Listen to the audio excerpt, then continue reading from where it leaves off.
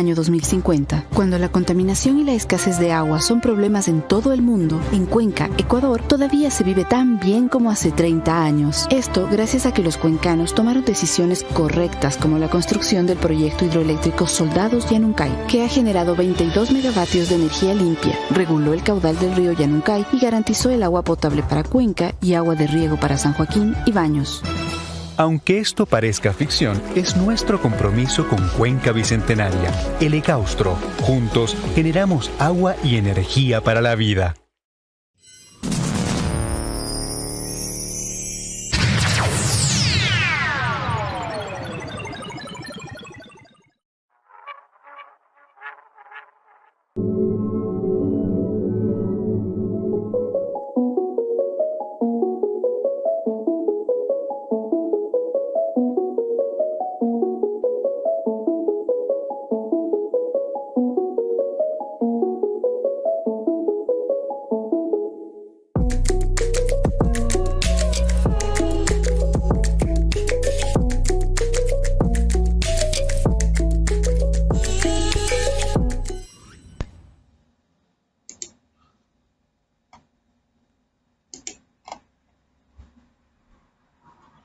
Bienvenidos y bienvenidas a un programa más de Corpografías. El día de hoy hablaremos sobre un tema de total relevancia como es la violencia obstétrica, un tipo de violencia de género que ha estado históricamente presente en nuestra sociedad, pero solo hasta hace algunos años en el Ecuador se la tipificó.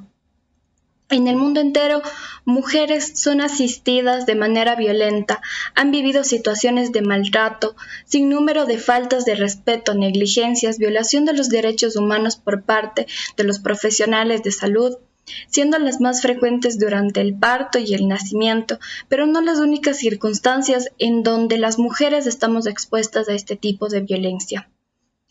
Son frecuentes los relatos de mujeres sobre la negación de la presencia de un acompañante durante el proceso de parto, la falta de información sobre los procedimientos ejecutados, la realización de cesáreas innecesarias u omisión de la necesidad de hacerlas debido a condiciones físicas propias de ellas, y un sinfín de situaciones que giran en torno a este tipo de violencia.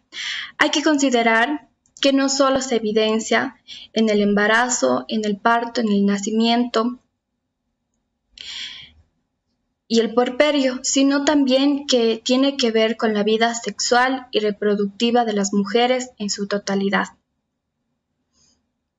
Y que esta vulneración de derechos no solo afecta o tiene consecuencias en las mismas, sino también en sus hijos e hijas, así como progenitores, es decir, el padre, también. Como lo mencionaba Michael Oldent, para cambiar el mundo es necesario cambiar la forma de nacer, lo cual parece utópico en cierto punto, pero científicamente se considera y se tiene la certeza de que si naciéramos en mejores condiciones tendríamos un mundo mejor, ya que el nacimiento marca de forma importante la salud física y mental de los seres humanos. Por tanto, la decisión de dónde, de con quién y cómo se quiere que se nazcan los hijos e hijas debería ser un derecho de todas las mujeres. Así como también hay que considerar que se da esta situación en el ámbito público y privado y que coexisten o que interactúan causas estructurales como los estereotipos de género, las relaciones de poder, las desigualdades sociales, los patrones culturales basados en un sistema patriarcal, lo que hace que la violencia obstétrica siga perpetuándose a través del tiempo. En este sentido, hoy reflexionaremos sobre esta problemática compleja desde diferentes puntos de vista. También con el fin de visibilizar la necesidad inmediata de políticas públicas efectivas para conseguir que la asistencia obstétrica sea construida libre de actos violentos y fundamentados en los derechos sexuales, reproductivos y humanos.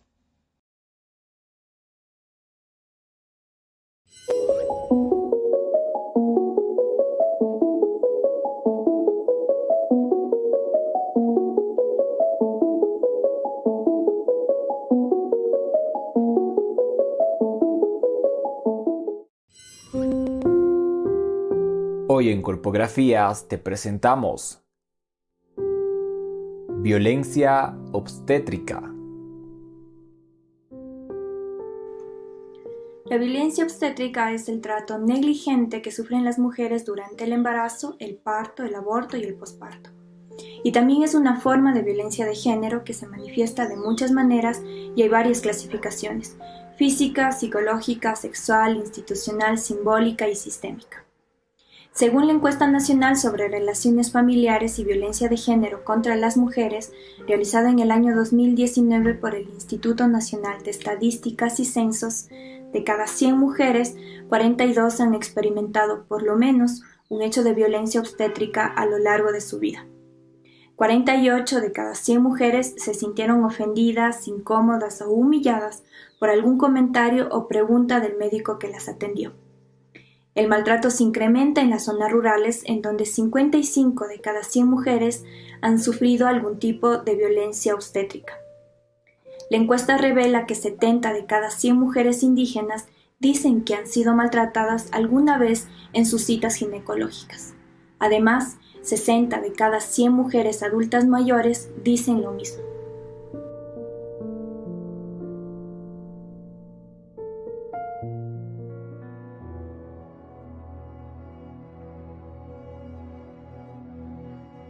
Bueno, quisiera mediante este audio comentar mi experiencia. Yo tuve un parto de emergencia prematuro de un embarazo gemelar y en realidad, aunque uno se imagina muchas cosas y espera lo mejor en un parto, pues a veces las condiciones médicas no lo permiten así. Incluso considero y acepto e incluso comprendo las razones que llevaron a decidir el parto prematuro, el parto de emergencia que yo tuve. Sin embargo, en mi experiencia, la parte más bien posterior al parto, la atención pediátrica, realmente dejó vacíos en torno a lo que tiene que ver con el desarrollo del apego y a los derechos que tenían mis hijos al momento de nacer. En realidad, la violencia obstétrica no creo que se trate solamente de lo que le pueda suceder a la madre, porque finalmente uno es adulto, puede llegar incluso a comprender qué es lo que desde la parte médica puede estar indicado para uno, lo que es lo mejor, pero los niños, los bebés necesitan el apego que a veces requiere solamente unos pocos minutos. Y no creo, personalmente, y siempre me cuestiono, cuando a veces les veo a los ojos a mis hijos, digo, esos pocos minutos que a ellos les faltó. Y claro, uno trata de compensarles, ¿no? El método canguro, todo lo que hice posteriormente a cuando ellos salieron de neonatología, pero yo sentí en mi parto que los médicos estaban listos para arrancarme a mis bebés y llevarse a mis bebés de mi lado y no permitieron en ningún momento, hasta dentro de 48 horas, que yo ni siquiera les vea. Debo decir, las condiciones médicas eran complejas, sí, pero no creo que eso justificaba una separación tan abrupta que pudo haberles afectado a ellos de por vida y a mí también, porque en realidad el proceso del parto tiene que ser un proceso respetado, un proceso lo más natural posible, a pesar de las emergencias médicas que puedan suscitarse, pero creo que sí falta el comprender de parte de los médicos esa necesidad que se tiene tanto de parte de la madre como de parte de los hijos. Insisto, para mí fue un atentar contra los derechos de ellos. Y siempre me cuestiono y siempre me pregunto qué es lo que eso pudo haber representado en la vida de ellos, qué es lo que eso puede incluso seguir representando en la vida de ellos. Al parecer yo no soy apta para dar a luz de forma normal o forma natural. Esto me lo han dicho 2 ginecólogas a lo largo de este año que me he hecho atender, porque mi canal de parto es muy estrecho, o sea, asombran incluso de lo estrecho que es, pero de esto nunca me informó la ginecóloga obstetra que me atendió durante mi embarazo. Ella me decía sí, entonces, claro, luego todo fue tan complicado, ¿no?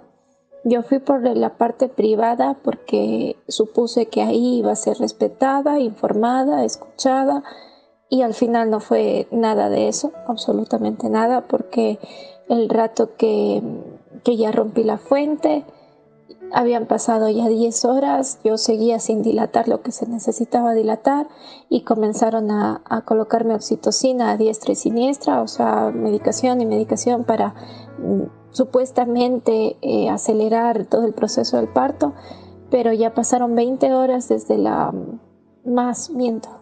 21 horas desde el momento que yo ya había roto fuentes.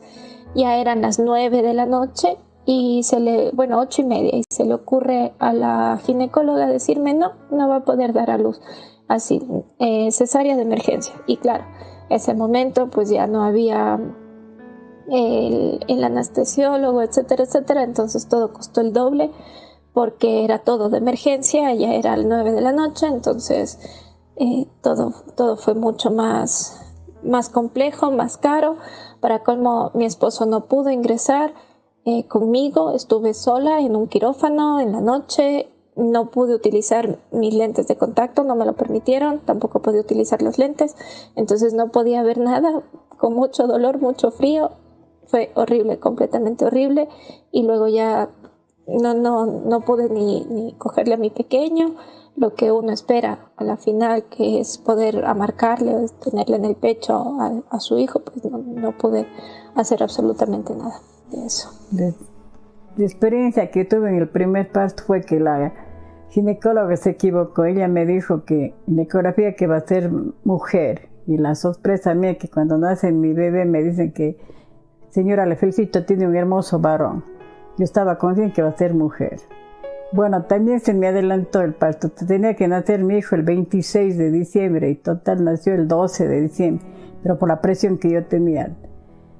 Ingreso al hospital a las 4 de la tarde. Me llevan por un lado, otro lado hasta las 11 de la noche.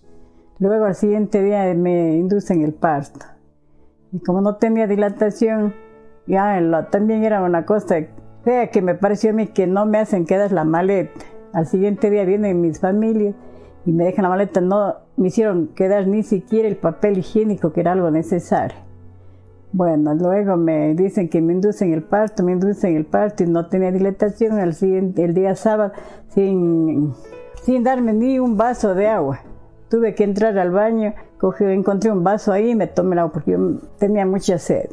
Ya me llevan, me dicen, viene la enfermera, señora, sabe que vamos a prepararle, dice, por lo que tiene que ser cesárea. Yo sin ducharme, bueno, me dan un baño de esponja, luego me llevan al quirófano. Ahí me muestran a mi niño, que realmente fue varón. Yo esperaba una mujercita. Yo les pregunto si mi hijo nació bien, porque me muestran a mi hijo ya. Luego le pregunto, ya cuando viene el doctor, digo, mi hijo, todo está bien, sí, me dice. Pero cuando yo me voy a verle al siguiente día en las cunitas térmicas que tienen en mi hijo, me dice la enfermera que el niño tenía problemas con el piecito, eso nunca me avisaron. Entonces ahí fue un golpe terrible, que mi guagua ha nacido con el pie equinovaro, creo que. Entonces fue una sorpresa. De ahí ya cuando ya me quisiera poder irse, me hacen quedar a mi hijo durante 5 días para mandarle enyesando, que tenía que venir el pediatra. Tenía una cesárea programada de emergencia a las 8 de la mañana.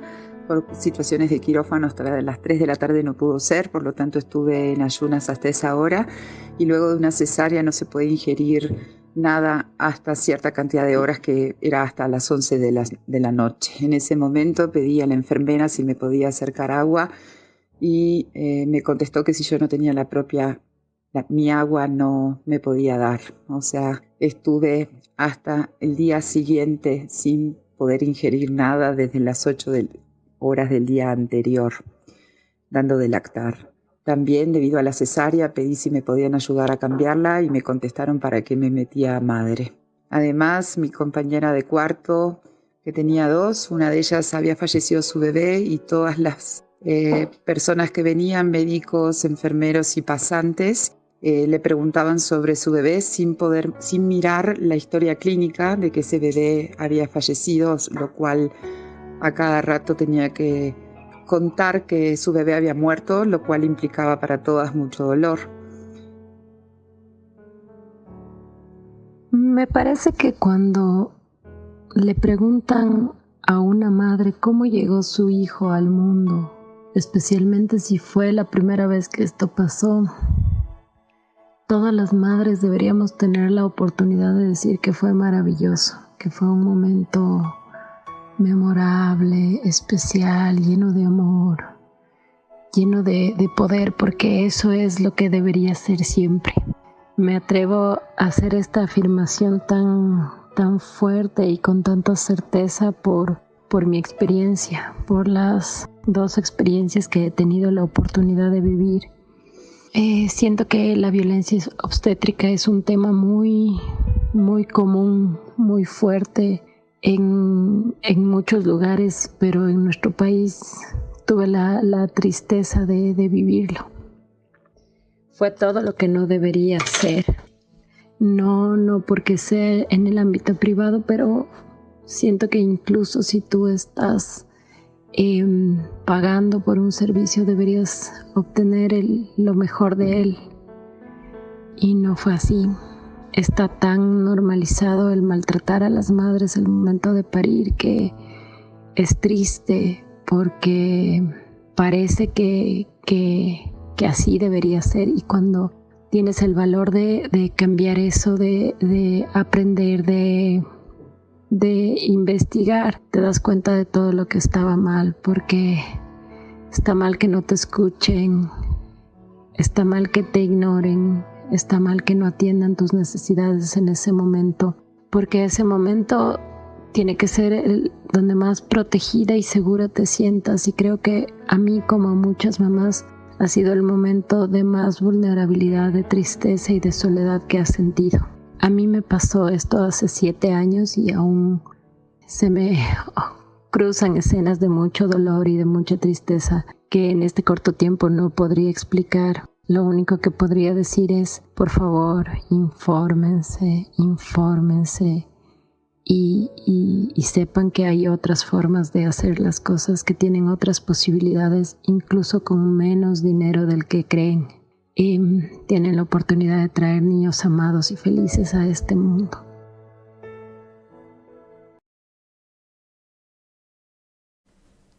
El proyecto hidroeléctrico Soldados Yanuncay suministrará agua a la potabilizadora de Etapa EP en el sector de Sustag, garantizando así la dotación de agua potable para los cuencanos hasta el año 2050.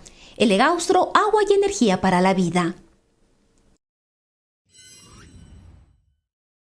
Bien, buenos días con todos y con todas quienes nos acompañan hoy. El día de hoy nos acompaña Carmen Susana Ciavichay. Ella es partera.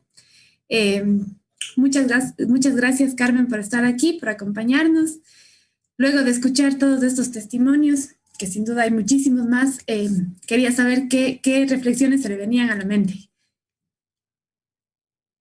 Es justo lo que estaba pensando, Daniela, como sociedad, después de escuchar estos relatos, de escuchar estas historias, ¿qué nos genera? ¿Qué nos pasa? ¿No? Y es lo que yo le preguntaría a las personas que nos están escuchando, ¿qué sienten? Porque en muchas ocasiones nos dicen, pues es normal, así es el parto, ¿no? Y ahí viene el gran dilema que tenemos actualmente que hemos normalizado, que creemos que vivir estas experiencias es lo normal.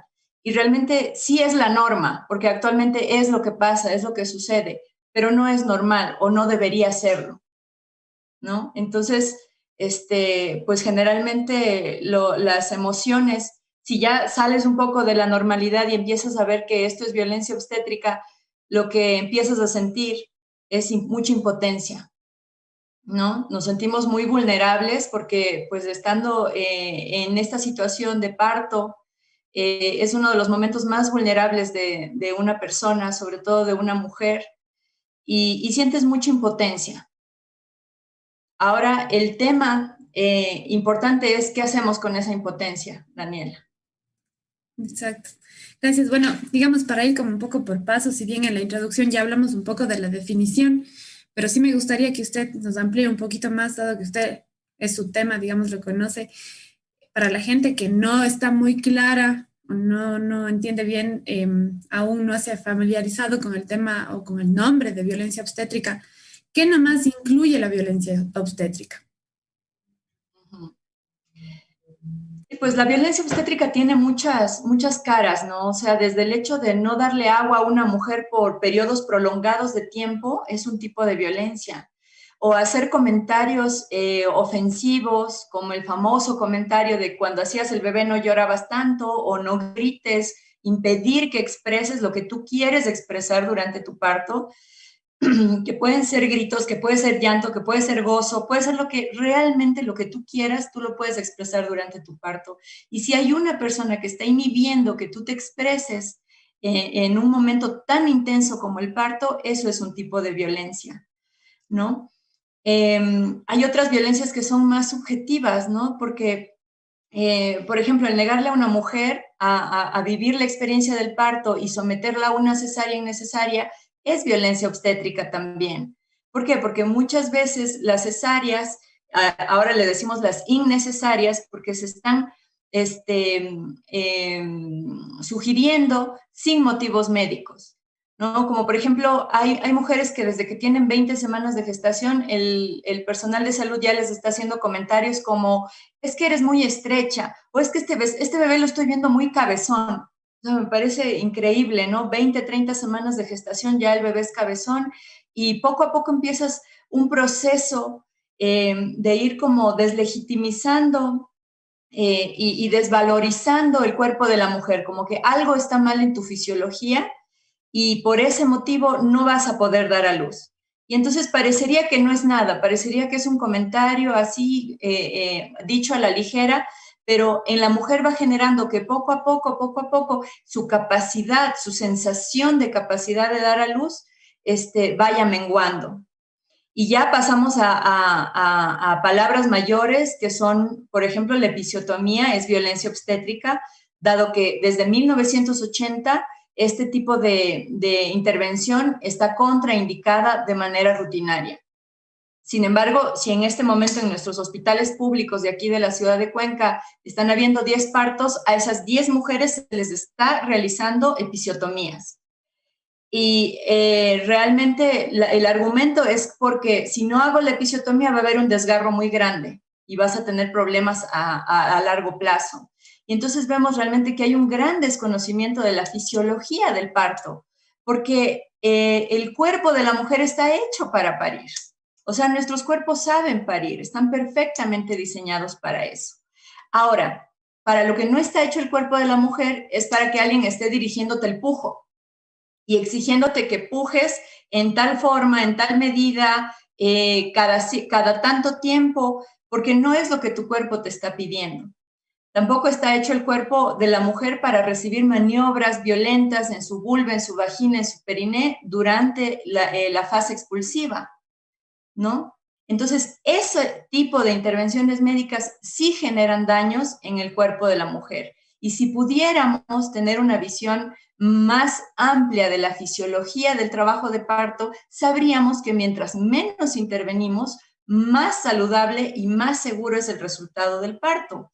Entonces tendríamos que dejar de hacer maniobras innecesarias que terminan dañando, es así, a largo plazo a la mujer.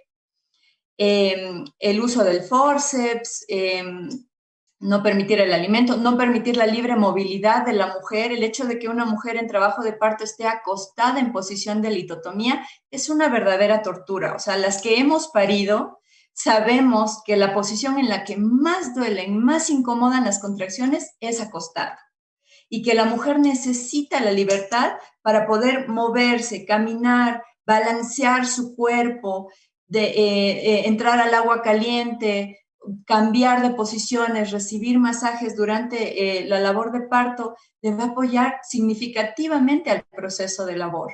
Además que es un tema hasta de lógica, ¿no? Porque hemos visto que todas nuestras culturas hemos parido de manera vertical.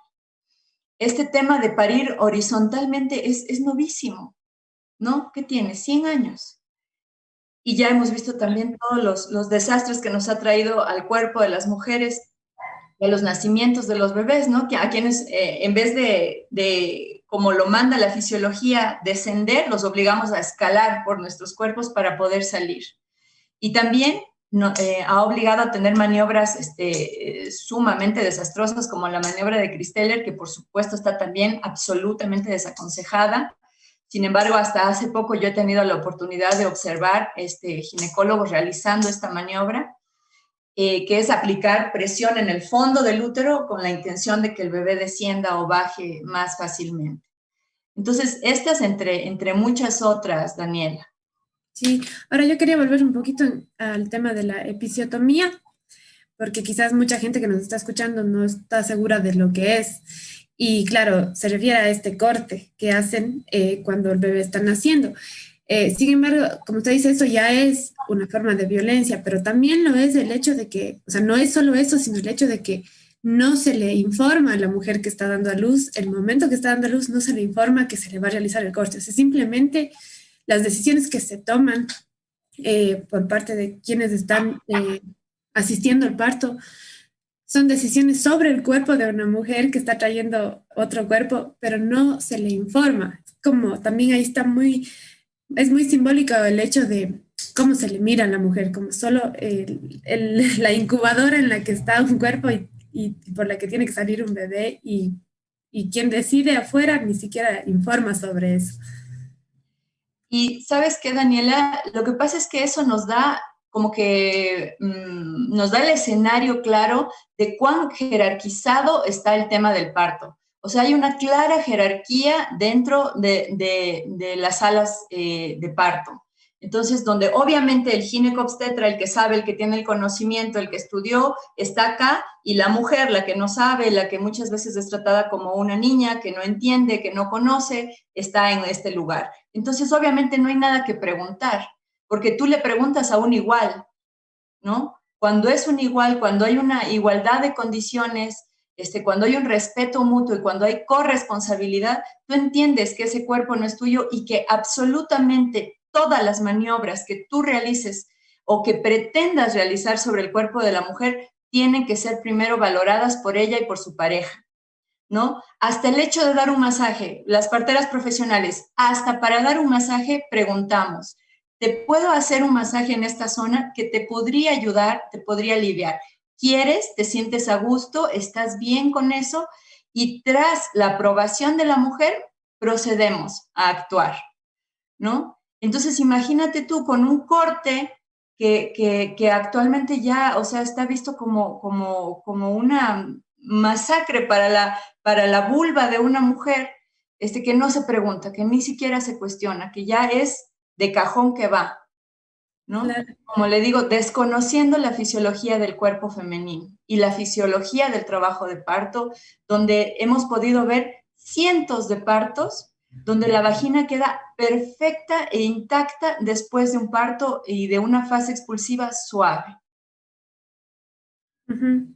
Además del tema de la jerarquía que decía, también hay esta relación más que relación, estado de vulnerabilidad en la que estamos cuando estamos dando a luz, ¿no? Porque, claro, uno entra como en entera confianza de que está el doctor o la doctora, quien sabe, y confía, pero además de que, digamos, confía, también estás tan vulnerable con el dolor, además con el miedo de lo que, porque siempre hay, digamos, una especie de riesgo, ¿no?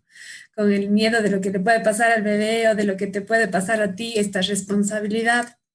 Entonces, yo lo digo porque yo también lo viví, mi primer parto, digamos, ya pensándolo como en retrospectiva, porque ese momento, como decía, tenía yo esta responsabilidad de que estoy trayendo a mi bebé al mundo y también el miedo y todo el dolor, pero yo tenía una ginecóloga que todo el tiempo, ¿no? Desde el principio, desde que estaba embarazada, era la misma ginecóloga. Pero el día del parto llegó su esposo, que también es ginecólogo, un señor al que yo nunca le había visto. Yo estaba con los dolores y todo, al señor yo nunca le había visto y llega de pronto un señor porque la esposa no podía. Y claro, llega a hacerte un señor el tacto y de paso me rompe la fuente y no sabes qué mismo y tienes dolor, pero confías porque además estás ya en ese momento y es médico y eso es lo que toca, ¿no? Y claro, después cuando me pasaron ya al quirófano, yo recuerdo que me moría de frío y tenía una enfermera súper brava que yo le decía, ayúdame, me muero de frío, tengo frío.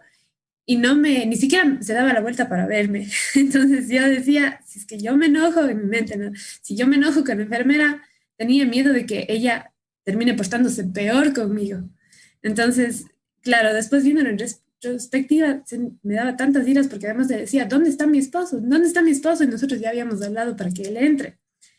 Y ella no me respondía hasta que yo le tenía que decir, ¿dónde está? Ya mi hijita ya va a venir, así encima como ese, ya mi hijita, como niña, cálmense cuando estaba con todos los dolores y, bueno, en fin, eso quería decirle, como esa vulnerabilidad en la que estamos. Eh, Igual quería preguntarle como un poco para saciar la curiosidad de cómo es que usted tomó este camino de la partería, que es además algo que ya está como de cierta forma, no sé si acabándose, pero ya no es tan común como antes. Bueno, las parteras tradicionales se dice que están en riesgo de extinción, ¿no? Porque está habiendo este problema de que las siguientes generaciones de parteras como que están eligiendo por otras ramas, ¿no? Por el hecho del irrespeto que hay hacia este tipo de sabiduría, hacia este tipo de conocimiento, por el hecho de que muchas personas están perdiéndole como el valor a este tipo de sabiduría. Sin embargo, creemos que es un conocimiento que nunca va a desaparecer porque las parteras, las mujeres en la medicina, de hecho, fuimos las primeras médicas, las primeras anatomistas, las primeras farmacólogas de la historia, fuimos nosotras las mujeres, ¿no? Quienes en la antigüedad recogíamos las plantas, sabíamos sus usos y transmitíamos de generación en generación la manera en que se utilizaba cada planta, cuál era su fitoactivo, para qué, en qué cantidad. Entonces, la partería es uno de los oficios más antiguos del mundo. Yo siento y espero que difícilmente va a desaparecer mientras haya mujeres que requieran este tipo de acompañamiento tan respetuoso, tan empático, tan amoroso y seguro también, ¿no? Porque muchas veces es lo que nos decía Daniela, ¿no? El miedo de que algo malo va a pasar. Es como también uno de los paradigmas que tenemos en torno al parto, porque de pronto convertimos el parto en un evento de emergencia, en una patología gravísima de la cual solo te pueden curar en un hospital con gran infraestructura y lleno de especialistas. Y nos olvidamos que las mujeres hemos parido desde el principio de los tiempos, desde mucho antes de que exista la medicina moderna. Y las mujeres hemos sabido parir adecuada y saludablemente a nuestros hijos a lo largo de toda la historia. Y tanto hemos sabido hacerlo que hemos poblado todo este planeta. Entonces, no es algo nuevo, no es algo para lo cual requiramos gran asistencia. Requieres la misma asistencia que requieres para tener un buen orgasmo en una relación sexual o para alimentarte o para, no sé, hacer otro de los eventos fisiológicos como es el parto, ¿no? Entonces, ese es un paradigma que como sociedad necesitamos irlo derrumbando porque juntos lo construimos y juntos necesitamos ahora recordar que nuestro cuerpo está listo y sabe cómo hacer este proceso. En cuanto a tu pregunta, volviendo a tu pregunta de la partería, pues mira, yo tuve la bendición de encontrar la vocación muy joven, gracias a que cuando era muy jovencita, a los 17 años, conocí a unas parteras tradicionales en el Putumayo, en Colombia, y pude ver su trabajo y pude maravillarme de los partos ahí en la selva, en esta zona, de este momento tan hermoso, tan vital, tan mágico. Me enamoré y pude entender que era mi vocación en la vida. Posteriormente recibí una educación ya formal en México como partera profesional, donde estudié 5 años, donde trabajé a nivel hospitalario. Y pues decir que a nivel mundial, más bien nosotros en Ecuador y en Latinoamérica tenemos un rezago con respecto a cómo se da el acompañamiento y el servicio de salud a las mujeres en gestación, porque en Europa, por ejemplo, el 80% del personal que atiende los partos son matronas, midwives, y son las encargadas y son las que conocen de los procesos fisiológicos del trabajo de parto. Más bien el ginecobstetra entra en escenario cuando se presenta alguna emergencia, que no es el 100% de las veces, por supuesto. Las cifras nos dicen que el 85% de las mujeres pueden parir en forma natural, espontánea y saludable. El 15% podrían tener algún tipo de dificultad y un 1 o 2% podría haber un resultado adverso, ¿no? Entonces, hasta las cifras nos dicen que el parto no es esa cosa tremenda que nos han pintado, que el parto es un evento seguro. Obviamente necesitas un buen acompañamiento prenatal para que madre y bebé estén saludables. Igual tenía la curiosidad, ya que usted tuvo la formación en México, en el Ecuador no existe, digamos, la formación o la profesionalización de partera como tal. No, en Ecuador no existe la carrera de partera profesional, existe la carrera de obstetricia, pero el modelo de partería es un modelo diferente porque es un modelo más inclusivo, es un modelo donde no se usa solamente la parte médica, alopática, sino donde se ve a la mujer como completamente, desde su psicología, sus emociones, y donde das el acompañamiento no solo desde la parte médica, sino también desde la parte natural, se utilizan plantas, se utilizan movimientos, la fisiología del cuerpo mismo que nos va diciendo cómo es la mejor manera de acompañar a la mujer. Entonces, no tenemos en Ecuador esta formación, pero necesitamos. Sí, yo también quería preguntarle, como para tener más claro a las personas que nos escuchan, ¿qué nomás hace una partera? Digamos, desde dónde nomás empieza su trabajo como partera, qué es lo que se encarga de hacer y hasta cuándo, ¿no? No sé si después del parto, solo hasta el día del parto.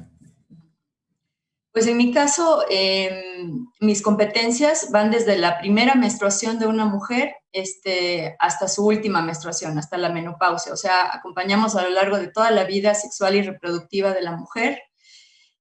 Nosotras en México pues somos las encargadas de hacer los papanicolaos, por ejemplo, de hacer el acompañamiento perinatal, de atender el parto, de acompañar en el posparto, de acompañar en los procesos de lactancia, de acompañar a las mujeres en el proceso de cambio al climaterio, a la menopausia.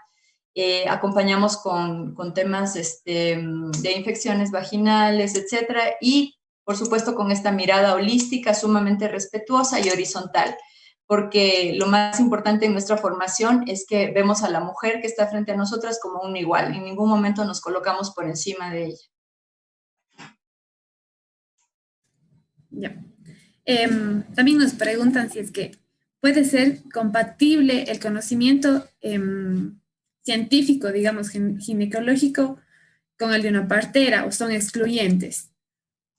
No, de ninguna manera, son sumamente compatibles. De hecho, por ejemplo, una de las maniobras más reconocidas actualmente para lidiar con un problema en la fase expulsiva del trabajo de parto, que es la distocia de hombros, cuando sale cabecita del bebé y los hombros se atoran en los huesos de la madre, la maniobra que se utiliza actualmente es la maniobra Gaskin.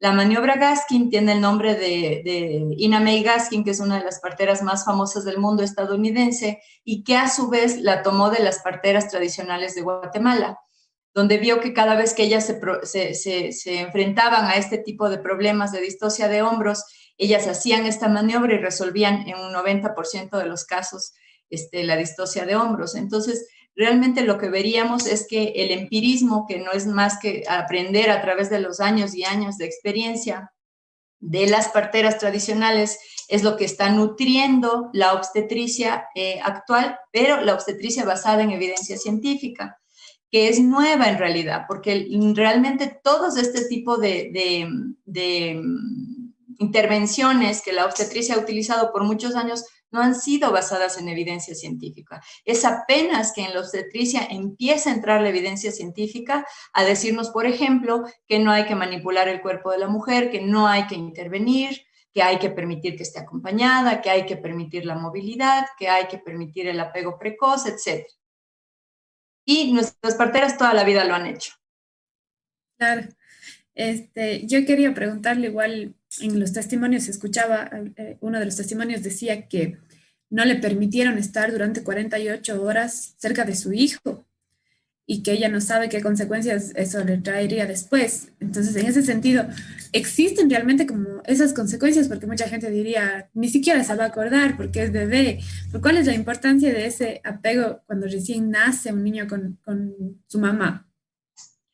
Pues es la famosa hora de oro, ¿no? La primera hora de vida es trascendental para la vida del bebé. Trascendental porque justamente según estudios científicos se ha comprobado que si tú separas a un bebé de su mamá y le tomas una muestra de sangre, este bebé tiene en su sangre niveles altísimos de cortisol y adrenalina, casi tóxicos, a un nivel casi tóxico, dicen los estudios. El cortisol y la adrenalina son las hormonas de la lucha y la huida, ¿no? Entonces, esto es algo que dura para toda la vida, no es que en ese momento el bebé se estresa, luego ya viene con mamá, se le pasa y se acabó. No, porque son conexiones cerebrales que se realizan durante la primera hora de vida, ¿no? Y que duran para toda la vida. Esas conexiones que tú haces en tu primera hora de vida son las que van a regir ya tu vida. De la misma manera, los bebés que tienen un apego precoz respetado, donde el bebé va inmediatamente al pecho de la madre y están piel a piel de manera ininterrumpida por al menos una hora, son bebés que si se tomaran muestras de sangre tienen niveles altísimos de serotonina, de endorfinas, de oxitocina, que es la hormona del amor. Entonces son bebés que están en apego seguro, son bebés que han realizado ya en sus cerebros ese tipo de conexiones. Entonces ahí de lo que decía una de las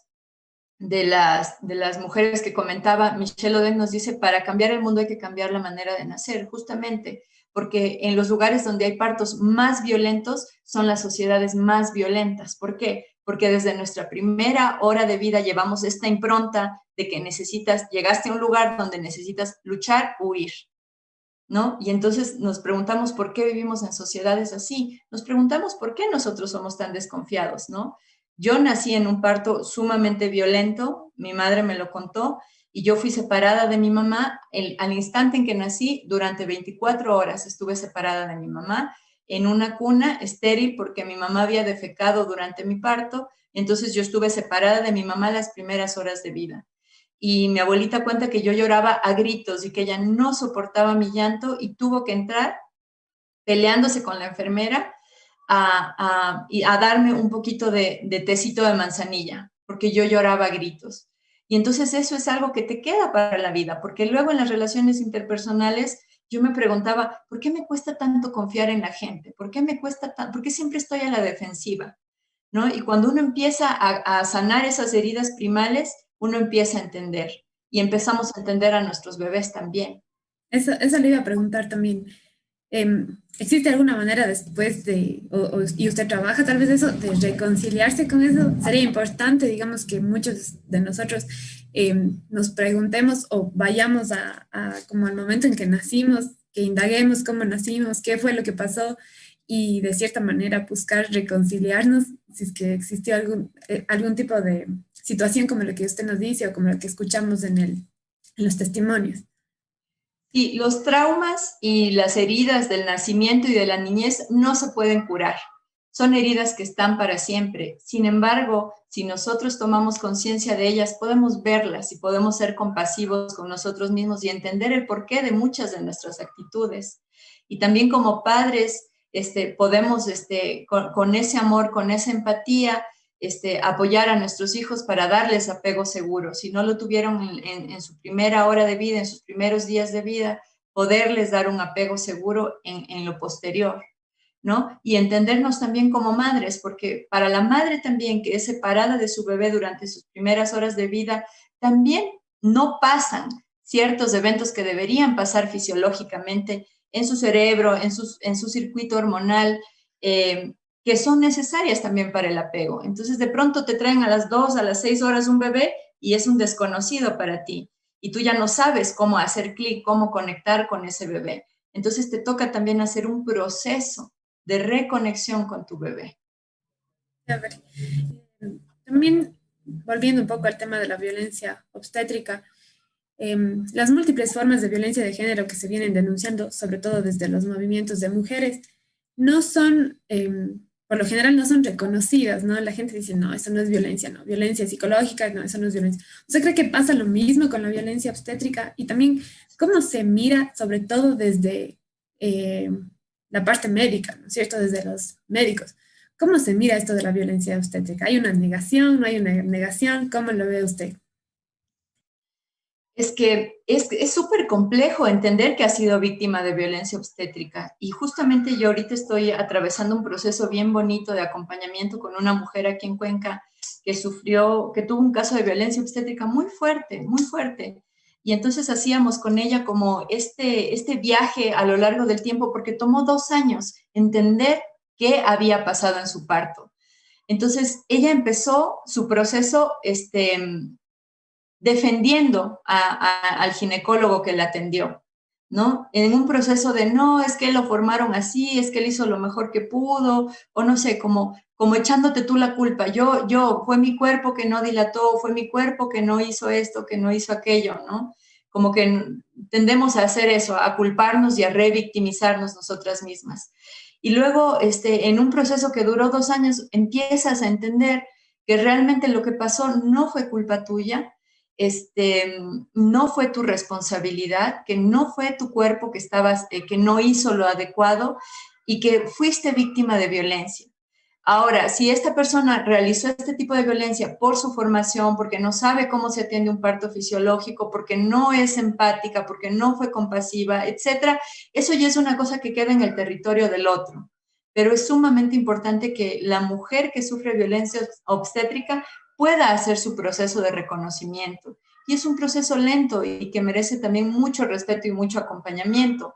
Ahora, hay mujeres que nunca van a hacer ese proceso. Hay mujeres que después de vivir partos violentísimos le dicen muchas gracias al doctor. ¿Por qué? Porque después de ese evento tan violento, tú estás viva y el bebé está vivo. Entonces creerías que como es una cosa tan terrible el parto y si ambos salen vivos, ya ganaron, ya es ganancia. Y así mismo te consuela la familia, ¿no? Porque dices, no, pero me hicieron episiotomía, pero esto, pero aquello. Y dicen, pero ya, o sea, ya tranquila, tú estás viva, el bebé está vivo, ya eso es suficiente. Y realmente la misma Organización Mundial de la Salud ahorita nos dice que no es suficiente, que las mujeres tenemos que salir del parto con una experiencia satisfactoria, ¿no? Porque a costa de pensar que es una emergencia y que si sales vivo ya ganaste, está pasando que como sociedad lo que nos transmitimos de mujer a mujer sobre el parto es que es terrible, es que es horrible, es que no, o sea, ¿qué mujer quiere hablar de su parto? Y el otro día en el círculo de preparación para el parto decía una mujer, es que es delicioso, no, yo ya quiero volver a estar porque se siente tan lindo las contracciones. Y entonces decíamos, wow, o sea, realmente estamos cambiando un paradigma porque ¿cuán frecuentemente escuchas a una mujer que te diga, mi parto fue delicioso, mi parto me lo gocé, fue increíble cuando salió mi bebé, fue el momento más maravilloso, ¿no? O sea, a veces sí, el momento en que sale el bebé es tan maravilloso que toda la violencia que sufriste se borra, claro, ¿no? Pero en realidad todo el proceso tendría que ser satisfactorio para mamá, para papá inclusive y para el bebé, sin duda. Sí, igual leyendo en cuanto a los índices de cesárea, que siempre han sido más altos, pero que sí que se ha agravado durante la pandemia. Desde múltiples medios de comunicación, informes, etcétera, se ve, y no solo esto, que ya de por sí es una violencia obstétrica, pero también el hecho de no poder tener acompañamiento, de estar solas, todo eso se ha agravado durante la pandemia. No sé qué lectura tiene usted sobre eso y también si es que para muchas mujeres que estarán embarazadas sí hay una esperanza, una posibilidad de que aún en pandemia se puede tener un parto, como usted dice, ¿no? Que parecería imposible. Escuchándole ahora que ya no voy a tener más hijos, pero pasé por 2 partos y me parecía así como me identificaba con todo, ¿no? Como te preguntan por el parto, no, Dios es... que claro que se borra viéndole a tus hijos, pero claro, tendría que ser diferente. Uh-huh. Daniela, a mí me parece importantísimo que como sociedad podamos pedir cuentas a las clínicas privadas de nuestra ciudad sobre cómo están sus índices de cesáreas, porque ahorita el índice de cesárea es alarmante. Y te lo digo solo de preguntar, así de cada 10 mujeres gestantes que conozco, 9 tienen cesáreas hoy en día durante la pandemia. Entonces, a mí me parecería importantísimo que el personal de salud nos dé cuenta sobre eso, porque son cifras alarmantes. Es imposible que el 90% de nuestras mujeres en Cuenca no puedan parir. De clases medias y altas no pueden parir simplemente, ¿no? Y realmente la cesárea es algo que ya está en el plan del gineco, o sea, ni siquiera, o sea, tú vas y dices, quiero un parto respetado. Ah, sí, claro, sí, si se puede, vemos, ¿no? Vamos a ver. Pero en realidad vas llegando a la semana 36, 37 y ya más o menos te van pintando el panorama de que por A, B, C va a tener que ser cesárea, por razones que no son médicas. Entonces me parecería súper importante que como sociedad empecemos a pedir cuentas de este hecho y que también hagamos un voto de responsabilidad, porque como mujeres estamos también en la responsabilidad de no permitir que se nos roben nuestros partos, ¿no? Si tu médico atiende 99% de cesáreas, me parecería importante que si tú quieres un parto respetado, te puedas mover hacia un gineco, hacia un profesional de la salud que sí sabe atender partos fisiológicos y respetados, ¿no? Entonces también es importante nosotras, ¿qué estamos haciendo para cambiar esta realidad? Igual quería preguntarle sobre el parto respetado. ¿Cuándo cambió? Es decir, ¿existió antes el parto respetado como tal? ¿Cuándo fue que empezó como esto sobre todo el tema de las cesáreas, sobre todo el tema de acostarse para dar a luz? ¿Cuándo fue que, digamos, estas formas más naturales que el cuerpo piden? Porque yo también recuerdo cuando estaba con contracciones, yo no quería estar acostada. De hecho, lo que más buscaba era estar en cuclillas porque sentía que me aliviaba. Entonces, ¿cuándo fue que cambió eso? ¿Existía este parto respetado? ¿Qué fue lo que pasó? Es que la historia lo que nos dice es que en 1900 el 100% de los partos en Estados Unidos, por ejemplo, se atendían en la casa con midwives, con parteras, ¿no? En 1900, esto está aquí a la vueltita de la esquina. A partir de 1940, después de la Segunda Guerra Mundial y cuando empieza la fase de industrialización mundial, como humanidad, parece que también pensamos que, bueno, ya que todo está industrializado, vamos a industrializar también el parto, ¿no? Y se marca una fase negra de la historia de la obstetricia, porque en la época en que se llevaron la mayoría de mujeres a parir en centros hospitalarios, fue una época negra en el sentido de que hubo muchísimas pérdidas neonatales y pérdidas de madres por infecciones hospitalarias, porque no estábamos listos para ese tipo de atenciones a tantas mujeres en un evento fisiológico donde hay sangre, donde hay fluidos corporales. Entonces, estas infecciones cruzadas hicieron que se pierdan muchísimas vidas. Para 1940, para 1960, ya el 100% de los partos estaban realizándose en Estados Unidos.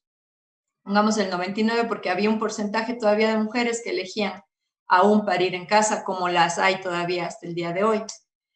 Entonces, realmente vemos que a lo largo de la historia de la humanidad, las mujeres hemos parido en casa, acompañadas de otras mujeres, obviamente sin intervenir, ¿no? Como en un entendimiento de que este proceso, o sea, el proceso de dilatación va a llegar a su final, el bebé va a salir, con esa paciencia, con esa suavidad que el cuerpo necesita. Estas intervenciones médicas tienen poco tiempo, la cama de litotomía tiene poco tiempo si hablamos en la historia de la humanidad, y esperemos que ya tuvo su cúspide y ya empieza a bajar de nuevo, ¿no? Porque actualmente lo que va a hacer que cambien este tipo de políticas y regresemos al parto respetado somos las mujeres. Somos las mujeres porque es sumamente importante que pidamos que en la misma formación de los ginecólogos haya una visión ya más desde la fisiología. Es muy importante que haya ya personal capacitado para acompañar el parto, que no necesariamente son ginecólogos, porque el ginecólogo es un especialista en la patología. Y la mujer en gestante no está cursando con una patología. Entonces, me parecería importante, como en muchos países de Europa, que podamos tener una rama intermedia, esta rama de la partería profesional, donde acompañas todo ese proceso desde el amor, desde la paciencia, desde el conocimiento, también, obviamente con herramientas médicas, pero que solo en caso de emergencias reales puedas llamar a un especialista, que por supuesto, o sea, son maravillosos en lugares donde puedes tener equipos interdisciplinarios, es la mujer la que sale ganando. ¿Por qué? Porque tiene lo mejor de todo. Tiene esta parte humana, sensible, de acompañamiento, emocional y en todos los sentidos, y tienes también esta parte médica que te apoya en caso de que algo se salga de control, que también puede pasar, por supuesto que sí, pero ya vemos que los números nos dicen que son los menos. Entonces no podemos actuar siempre como si estuviéramos en una emergencia. Ahora, para ir cerrando, ha sido una conversación súper interesante y gracias por toda su información y sus aportes. Nosotros siempre preguntamos a nuestros invitados que nos dejen una recomendación sobre el tema, para reflexionar sobre el tema, que puede ser un libro, una película, puede ser incluso música. Entonces, quería pedirle una recomendación sobre el tema que tratamos del día de hoy. Bueno, que no me gustaría tanto hablar de violencia obstétrica, me gustaría más como pensar ya en el horizonte de partos respetados, ¿no? Como que podamos las mujeres empezar a parir de manera gozosa, placentera, con bienestar, con seguridad, con salud. Entonces, como para tener un entendimiento profundo, sobre todo para el público, yo creo que lo que se podría leer es Michel Oden. Siento que es uno de los pioneros. Se puede leer también Le Boyer, se puede leer Niels Bergman. Me gusta también mucho, justo la tengo aquí, Laura Goodman. Ha hecho muchos aportes también sobre el tema.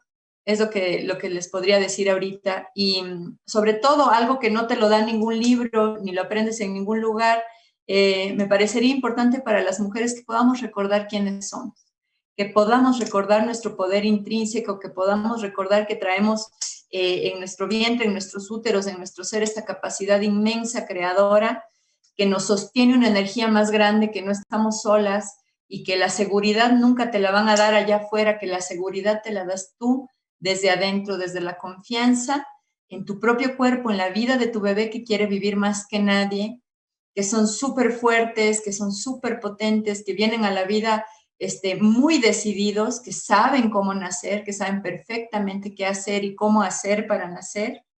Entonces, esa confianza no la venden en gotitas, esa confianza es algo que tenemos que construirlo desde que somos niñas, desde cómo nos relacionamos con nuestros cuerpos, desde cómo recibimos nuestra primera menstruación, desde con cuánto gozo vivimos nuestra sexualidad. Solo así tú puedes ir haciendo el camino para vivir partos gozosos. Tú no puedes pensar que si has tenido truncada tu vida como mujer, el día del parto eso se va a sanar. Puede ser porque el parto es muy sanador, pero en realidad es un caminito que se va haciendo de a poquito y que lo podemos ir haciendo nosotras con nuestras niñas, quienes tenemos la bendición de criar hijas, lo podemos hacer, o nietas o sobrinas o lo que tengamos al lado, ¿no? Como ir entre las mujeres generando esta nueva forma de ser mujer y de parir. Lindo, Carmen, muchísimas gracias y muchísimas gracias a todos quienes nos acompañaron. Nos vemos el próximo lunes en Corpografías. Cuenca, año 2050. Cuando la contaminación y la escasez de agua son problemas en todo el mundo, en Cuenca, Ecuador, todavía se vive tan bien como hace 30 años. Esto gracias a que los cuencanos tomaron decisiones correctas, como la construcción del proyecto hidroeléctrico Soldados Yanuncay, que ha generado 22 megavatios de energía limpia, reguló el caudal del río Yanuncay y garantizó el agua potable para Cuenca y agua de riego para San Joaquín y Baños. Aunque esto parezca ficción, es nuestro compromiso con Cuenca Bicentenaria, el Ecaustro. Juntos generamos agua y energía para la vida.